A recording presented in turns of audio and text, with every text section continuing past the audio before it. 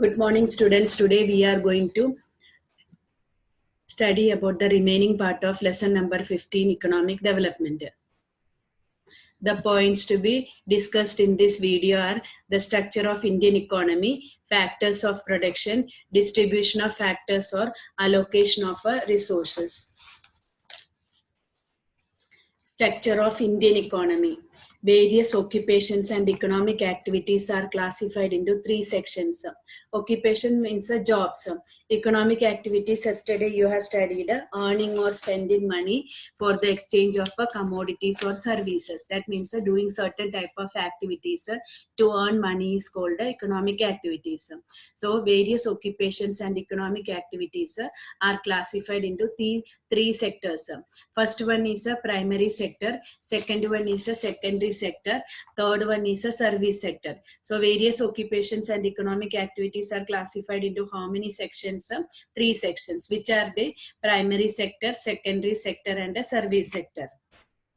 Primary sector. Primary sector means agriculture and agriculture related activities are included in primary sector.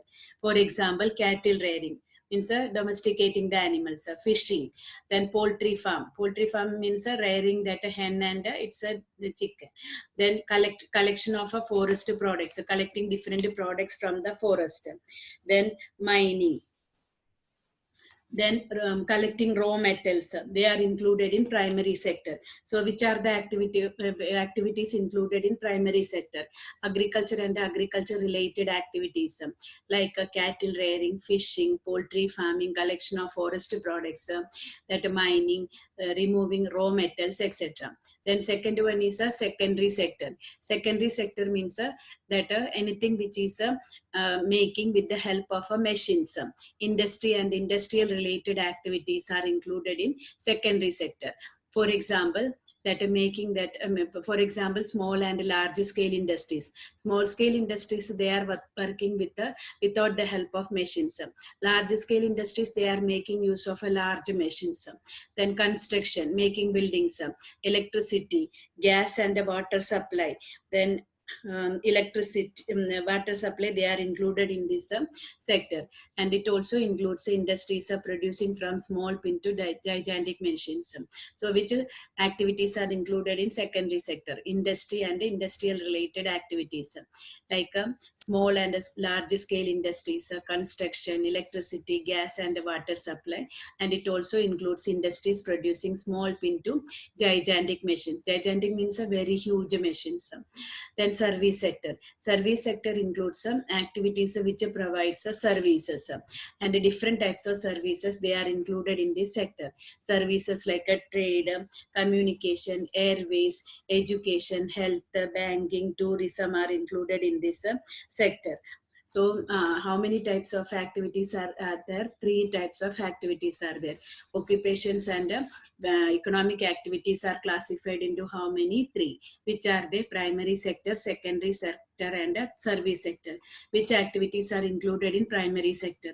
Agriculture and agriculture related activities. Means agriculture, farming and related, means the activities which is connected to agriculture, they are included in that primary sector, like cattle rearing, fishing, poultry farming, collection of forest products, mining, removing metals, etc.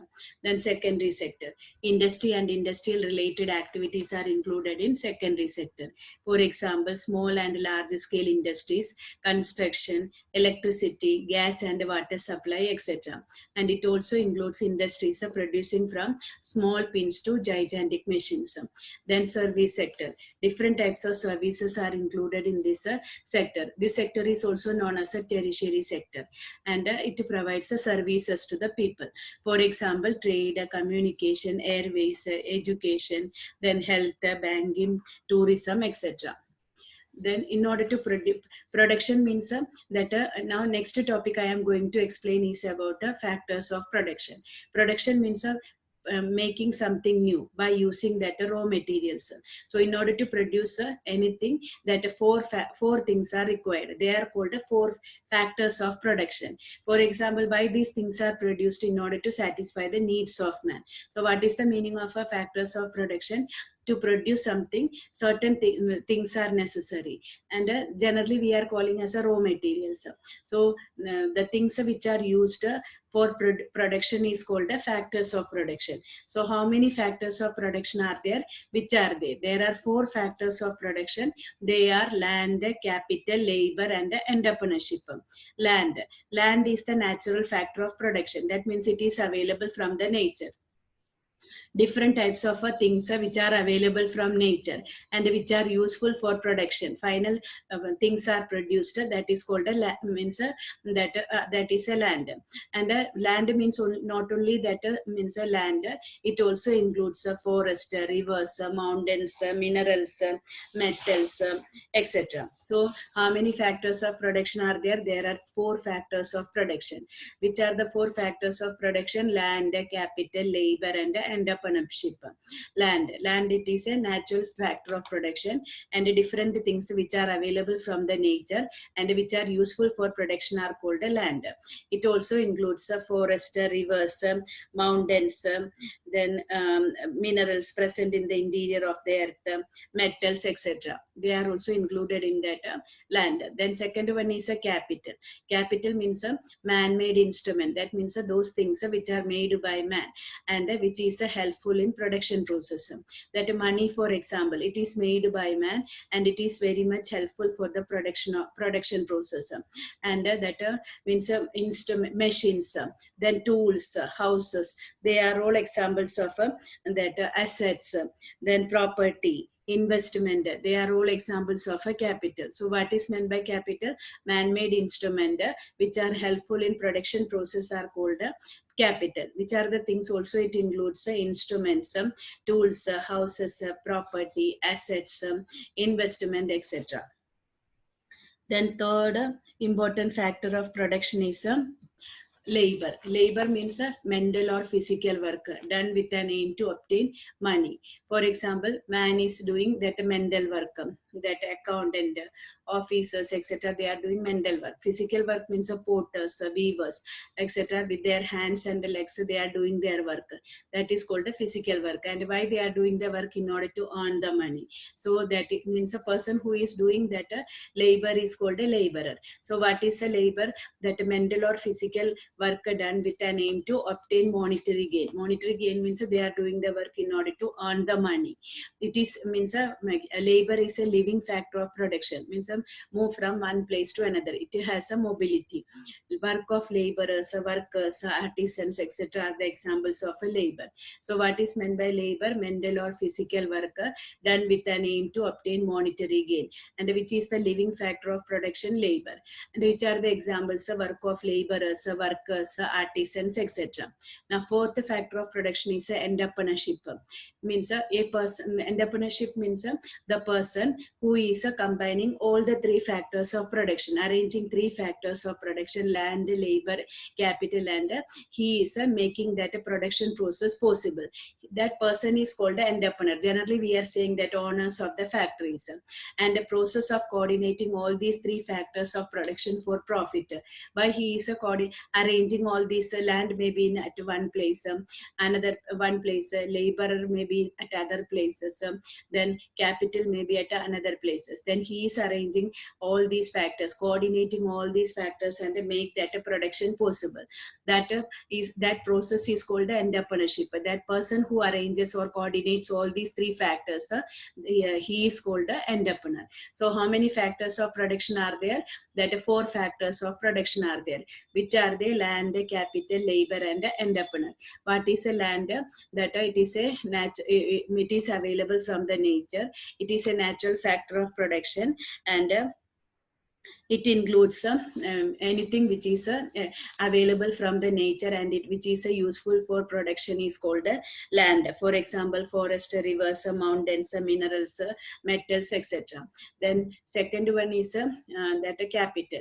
Capital means a man-made instrument which are useful for production process is called a capital. For example, money, machines, then raw materials, then that investment, property, assets, etc. Then labor. Labor means a mental or physical work done with an aim to earn money. For it is a living factor of production. For example, laborers, workers, artisans, etc. Fourth one is entrepreneurship.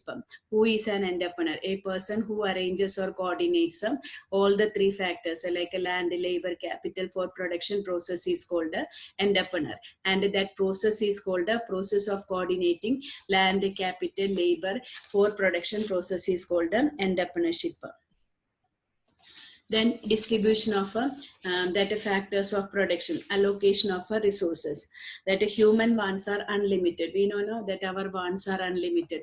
If one want is satisfied, naturally another want will come up. But in order to satisfy those wants, the things which satisfy human wants are called the resources. But the resources to satisfy that human wants are unlimited. Limited means they are very less. Human wants are unlimited, and the things to satisfy human wants are limited. And no nations of the world have unlimited resources. For example, in India, that a labor a factor of production, labor is more because of population explosion. Labor is more in India. Russia, Canada, America, etc. They have more land and capital. Entrepreneurs are also more. So like that, no nations of the world has unlimited resources. And always one or the other country, they are facing that scarcity. Scarcity means a shortage of these factors of production. So every countries of the world, they are trying to solve the problem by the allocation or distribution of the factors of production. We know in India that manpower, that laborers are more. Labor factor of product, one of the factor of production, labor is more in India. So other countries of the world, they are taking that labor and means they are giving us in India they are giving us a capital, then entrepreneurs, etc. So so no countries of the world has unlimited resources. Those who are having more, they are giving to those countries which are having less, and then they are distributing the resources. Then following things we have to keep in mind while allocating the distributing the resources. First one is that unlimited wants. That human wants, we have seen it is uncountable. So many wants are there, and it is also unlimited. And so many wants originate from one want. For example, as a student, you for studying you need a book, but not only one book is not sufficient. You need that textbook, notebook, then pen, pencil, eraser, like that. So from one want, so many wants originate. Many requirements are to be fulfilled again and again. So many wants is in such a way that we have to satisfy again and again. For example, drinking means drinking the water, that to quench our thirst. Means it will for drinking one glass of water will quench our thirst only for an hour or 1 hour. Then after again after again an hour, we again that thirst will come. So we have to drink the water. So some of the wants are like that. We cannot satisfy forever. They have to be satisfied every now and then. And while some wants arises because of the development of science and technology. So because of the development of science and technology, many wants come up. So thus because of many reasons, wants become unlimited. So why that wants are unlimited? Because human wants are unlimited and uncountable. Some of the wants are like that. It cannot be satisfied forever. Some of the wants that arises because of the development of science and technology. And sometimes some of the wants came from one want. And so it is so in order to fulfill these wants, one has to take a selection among wants. So we have to select which want is more important and which one is less important. So what is that first one? That which things we should keep in mind while distributing the resources. First one is unlimited wants. Human wants are uncountable and unlimited. That so many wants originate from one want. Many requirements are to be satisfied, fulfilled again and again, while some wants arise because of the development of science and technology. So that is why many of our wants are unlimited. So in order to fulfill the wants, one has to make a selection among the wants. Then second one is that limited resources. We know that human wants are unlimited, but that resources are limited. and mainly that means factors of production, you know that all means land and capital, they are limited there, and that so we have to utilize them judiciously. Judiciously means how much it is required, that much only we should use. We should use economically, and distribution of to means factors of production have to be done keeping in mind the selected bonds in the center. So what is that? Limited resources, that human wants are unlimited, but the resources to satisfy them are limited. That which ones are that are limited, that land and capital, they are that are limited or they are scarce. So means what we have to do, we have to keep which one is more important in the center, and accordingly we have to distribute the factors of production. Then third one is that in important order in terms of that necessities. We have seen the resources to satisfy wants are limited, and the individual has to decide which want is more important. So means the resources to satisfy human wants are limited, so individual has to decide which want is more important. For example, you have a 10 rupees, and with that 10 rupees you can buy pen, pencil, then ice cream, chocolate, like that. So which want is more important? If pen is more important, that you have to buy, and you have to leave all other ones. Then if you will get another 10 rupee, you will purchase that pen purchased, then pencil you will purchase, or ice cream you will purchase, like that. So we have to select our wants according to the priority, which one is more important, that we have to select. Then remaining wants we can satisfy later. Some of the wants are not so important, so we have to satisfy later. That is that as the resources to satisfy wants are limited, individual has to decide which want is more important. He has to satisfy his requirement in the order of priority. I told you, priority means which one is more important. 10 rupees pen is tomorrow important, then you have to buy that pen. If you are getting that another 10 rupees, you cannot buy pen, pencil, that ice cream, chocolate, all with that 10 rupees. So which one is more important? You want a pen is very important for you, so you will buy pen for that 10 rupees. Other all that wants you will sometimes you will satisfy later when you will get another money, and sometimes some of the wants are not so important, you have to give it up. That whichever requirement is more important, that has to be satisfied early, and later on the others.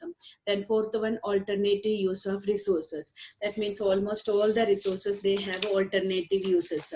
For example, that a farmer, he means a piece of land is there, and a farmer has means decided to sow wheat, and he can also sow that rice, bajra, like that, but he cannot sow all these things. So he has to decide which one is very important, that he will do. So like that, alternative uses are there. So you have to decide, means they can be used in different way, and that entrepreneur, that owners of the factors of production, he has to decide for what purpose the resources is to be used. For example, if a farmer decided to sow wheat, land cannot be used for sowing other crops. So that which point should be kept in mind while allocating resources? First one is unlimited wants. Human wants are unlimited, but the resources to satisfy them are limited. And so sometimes so many wants originate from one want. Sometimes that we cannot satisfy wants forever. While many other wants arise because of the development of science and technology. So that is why that wants become unlimited. So in order to fulfill the wants, one has to make a selection among wants. Then second one is a limited resources. Human wants are unlimited, but the resources to satisfy them are limited.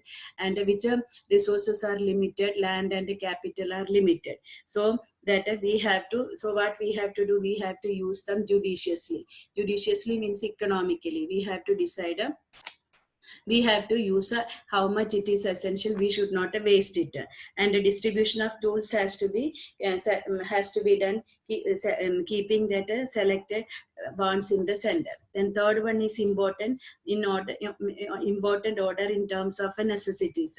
We have seen resources are limited, and individual has to decide which one is more important, and which one is more important. We try to that satisfy that, and some of the ones are not so important. We have to leave the other ones.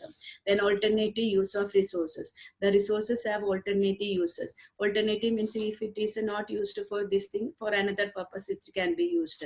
They can be used in different ways. For example, a piece of land is there, you can build a school, so auditorium, then that temple, mosque, etc. So which one you will, all these things you cannot do. So you have to decide that a school is important, then you will construct a school over there. Entrepreneur decides for then all other things you have to leave. Entrepreneur decides for what purpose the resources have to be used.